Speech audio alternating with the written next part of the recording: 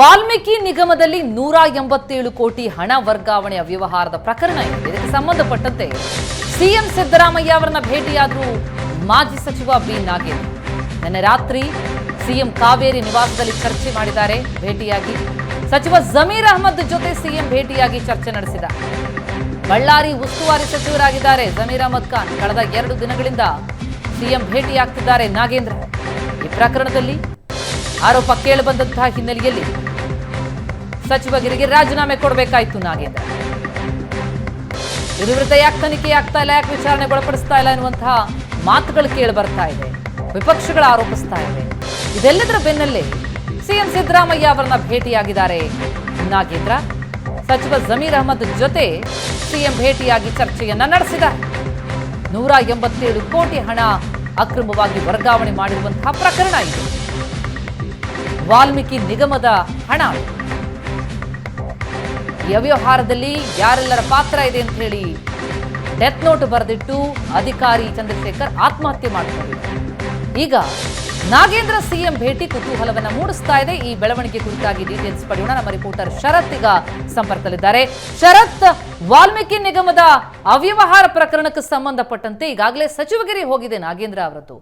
CM Siddaramaiah ಅವರನ್ನ ಜಮೀರ್ ಜೊತೆ ಸೇರಿ ಭೇಟಿಯಾಗಿ ಚರ್ಚೆ ನಡೆಸ್ತಾರೆ ಅಂತಂದ್ರೆ ಬಹಳ ಕುತೂಹಲ ಮೂಡಿಸ್ತಾ ಇದೆ.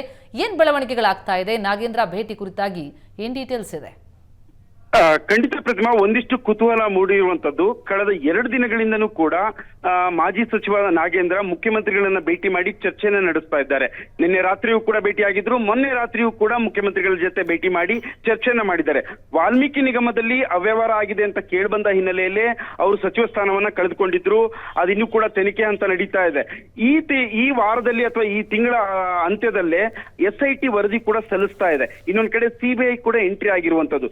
ಇದೆಲ್ಲದರ ನಡುವೆ ವಿಪಕ್ಷಗಳು ಕೂಡ ನೇರವಾಗಿ ಒಂದಿಷ್ಟು ಆರೋಪವನ್ನ ಮಾಡ್ತಾ ಇದೆ. ಯಾವಾಗ ಈ ಪ್ರಕರಣದಲ್ಲಿ ಮುಖ್ಯಮಂತ್ರಿಗಳು ಕೂಡ ರಾಜೀನಾಮೆ ಪಡಬೇಕು, ಎಲ್ಲೋ ಇದನ್ನ ಕೇಸ್ನ ಮುಚ್ಚಾಕಕ್ಕೆ ಪ್ರಯತ್ನ ಪಡಿಸ್ತಾ ಇದ್ದಾರೆ ಅಂತ ಆರೋಪ ಕೂಡ ಮಾಡ್ತಾ ಇದೆ. ಇದೆಲ್ಲದರ ನಡುವೆ ಮುಖ್ಯಮಂತ್ರಿಗಳನ್ನ ಕಳೆದ 2 ದಿನಗಳಿಂದನೂ ಕೂಡ ಮಾಜಿ ಸಚಿವರಾದ ನಾಗೇಂದ್ರ ಅವರು ಭೇಟಿ ಆಗ್ತಾ ಇರುವಂತದ್ದು ಒಂದಿಷ್ಟು ಕುತೂಹಲಕ್ಕೆ ಕಾರಣವಾಗಿದೆ. ಯಾಕೆಂದ್ರೆ ಇನ್ನೂ ಕೂಡ ಕೇಸು ಪೂರ್ಣಗೊಂಡಿಲ್ಲ. ಆಮೇಲೆ SIT ಕೂಡ ರಿಪೋರ್ಟ್ ರಾಜ್ಯ ಸರ್ಕಾರವೇ ಹೊರಡಿಸಿದಂತ SIT ಇನ್ನೂ ಕೂಡ ಸರ್ಕಾರಕ್ಕೆ ಆ ರಿಪೋರ್ಟ್ ಸಬ್ಮಿಷನ್ ಮಾಡಿಲ್ಲ. ಇನ್ನೊಂದು ಭಾಗದಲ್ಲಿ CBI ಕೂಡ ಎಂಟ್ರಿ ಆಗಿ ಅದು ಕೂಡ ತನಿಖಾ ಹಂತದಲ್ಲಿ ಇರುವಂತದ್ದು. ಈ ಸಮಯದಲ್ಲಿ ಮುಖ್ಯಮಂತ್ರಿಗಳನ್ನ ಯಾವ ಕಾರಣಕ್ಕಾಗಿ ಭೇಟಿ ಮಾಡಿದ್ರು ಅನ್ನೋದು ಸದ್ಯಕ್ಕೆ ಕುತೂಹಲ. ನಿನ್ನೆ ಮಾತ್ರ ಬಳ್ಳಾರಿ ಉಸ್ತುವಾರಿ ಸಚಿವರಾಗಿರುವಂತಹ ಜಮೀರ್ ಅಹಮದ್ ಜೊತೆ ಕೂಡ ಬಂದು ಮುಖ್ಯಮಂತ್ರಿಗಳನ್ನ ಭೇಟಿ ಮಾಡಿ ಚರ್ಚೆಯನ್ನ ನಡೆಸಿದ್ದಾರೆ ಅಂತ ಕೂಡ ಹೇಳಲಾಗ್ತಿದೆ. ಈಗ ಈ ಪ್ರಕರಣ ಒಂದ್ ಕಡೆ ವಿಪಕ್ಷಗಳು ಕೂಡ ಗಂಭೀರವಾಗಿ ಆರೋಪ ಮಾಡಿ ಪ್ರತಿಭಟನೆಗಳ ಮೇಲೆ ಪ್ರತಿಭಟನೆಯನ್ನ ಮಾಡ್ತಾ ಇದೆ. ಈ ವಾಲ್ಮೀಕಿ ನಿಗಮದಲ್ಲಿ ಅವ್ಯವಹಾರ ಆಗಿದೆ ಕೇವಲ ನಾಗೇಂದ್ರ ರಾಜೀನಾಮೆ ಅಷ್ಟೇ ಅಲ್ಲದೆ ಮುಖ್ಯಮಂತ್ರಿಗಳು ಕೂಡ ರಾಜೀನಾಮೆಯನ್ನು ಕೊಡಬೇಕು ಅಂತ ಆಗ್ರಹಿಸಿ ಪ್ರತಿಭಟನೆ ಕೂಡ ಮಾಡ್ತಾ ಇದೆ. ಇದರ ನಡುವೆ ಮುಖ್ಯಮಂತ್ರಿಗಳನ್ನ ಕಳೆದ 2 ದಿನಗಳಿಂದನೂ ಕೂಡ ಭೇಟಿ ಮಾಡಿ ಚರ್ಚೆ ಮಾಡ್ತಾ ಇರುವಂತದ್ದು ಸದ್ಯಕ್ಕೆ ಕುತೂಹಲಕ್ಕೆ ಕಾರಣವಾಗಿರುವಂತದ್ದು. ಶರತ್, ಈಗ ನಾಗೇಂದ್ರ ಅವರನ್ನ ಬಚಾವ್ ಮಾಡುವಂತಹ ಪ್ರಯತ್ನಗಳಾಗ್ತಾ ಇದೆ. ಸರ್ಕಾರ ಕೂಡ ಅಂತದೊಂದು ಪ್ರಯತ್ನ ಮಾಡ್ತಾ ಇದೆ. ಇಂತಹ ಆರೋಪಗಳ ಮಧ್ಯೆ ಈ ಭೇಟಿ ಇದೆಯಲ್ಲ, ಇದು ಮತ್ತಷ್ಟು ಆಕ್ಷೇಪಗಳಿಗೆ ಕಾರಣ ಆಗತ್ತಾ ಅಂತ? ಖಂಡಿತ ಸಹಜವಾಗಿ ಈ ತರದೊಂದು ಆರೋಪ ಕೇಳಿ ಬರ್ತಾ ಇದೆ ಈಗಾಗಲೇ. ಯಾಕೆಂದ್ರೆ ಜಸ್ಟ್ ಬರೀ ರಾಜೀನಾಮೆಯನ್ನಷ್ಟೇ ತೆಗೆದುಕೊಂಡಿದ್ದಾರೆ. ಮೇಲ್ನೋಟಕ್ಕೆ ರಾಜೀನಾಮೆ ತೆಗೆದುಕೊಂಡ್ರು ಕೂಡ ತನಿಖಾ ಹಂತದಲ್ಲಿ ಯಾವುದೇ ರೀತಿ ಪ್ರಗತಿ ಕಾಣ್ತಾ ಇಲ್ಲ ಅನ್ನೋದನ್ನೇ ಬಿಜೆಪಿ ಆರೋಪವನ್ನ ಮಾಡ್ತಾ ಇದೆ. ಇದ್ರ ನಡುವೆ ಮುಖ್ಯಮಂತ್ರಿಗಳನ್ನ ಭೇಟಿ ಮಾಡಿ ಚರ್ಚೆ ಮಾಡ್ತಾ ಇರೋದು ಎಲ್ಲೋ ಒಂದ್ ಕಡೆ ಅದಕ್ಕೆ ಪುಷ್ಟಿ ಸಿಗುವಂತೆ ಆಗ್ತಾ ಇದೆ. ಆದ್ರೆ ಇವರು ಮೇಲ್ನೋಟಕ್ಕೆ ನಾವು ಬೇರೆ ಆಡಳಿತಾತ್ಮಕವಾಗಿ ಅಥವಾ ಕ್ಷೇತ್ರದ ವಿಚಾರವಾಗಿ ಅಂತ ಹೇಳ್ಕೋಬಹುದು, ಆದ್ರೆ ಒಳಗಿನ ಅರ್ಥವೇ ಬೇರೆ ಅನ್ನೋದನ್ನೇ ವಿಪಕ್ಷಗಳು ಕಳೆದ 1 ವಾರದಿಂದನೂ ಕೂಡ ಪ್ರತಿಭಟನಾ ಹಂತದಲ್ಲಿ ಇದನ್ನೇ ಹೇಳ್ತಾ ಬರ್ತಾ ಇರುವಂತದ್ದು. ಕೇವಲ ನಾಗೇಂದ್ರ ಅವರ ರಾಜೀನಾಮೆ ಮಾತ್ರ ಪಡೆದಿದೆ, ಆದ್ರೆ ತನಿಖಾ ಹಂತದಲ್ಲಿ ಯಾವುದೇ ರೀತಿ ಪ್ರಗತಿ ಕಾಣ್ತಾ ಇಲ್ಲ.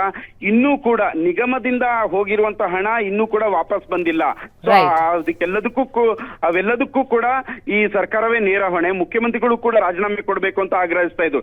ಇದ್ರ ನಡುವೆ ಕಳೆದ 2 ದಿನಗಳಿಂದಲೂ ಕೂಡ ನಿರಂತರವಾಗಿ ಮುಖ್ಯಮಂತ್ರಿಗಳನ್ನ ಭೇಟಿ ಮಾಡಿರುವಂತದ್ದು ಹಲವು ಪ್ರಶ್ನೆಗಳಿಗೆ ಎಡೆ ಮಾಡಿಕೊಟ್ಟಿರುವಂತದ್ದು.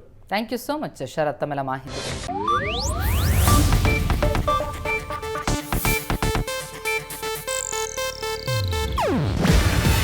ಇದು ಏಷ್ಯಾನೆಟ್ ನ್ಯೂಸ್ ನೆಟ್ವರ್ಕ್ ಪ್ರಸ್ತುತಿ.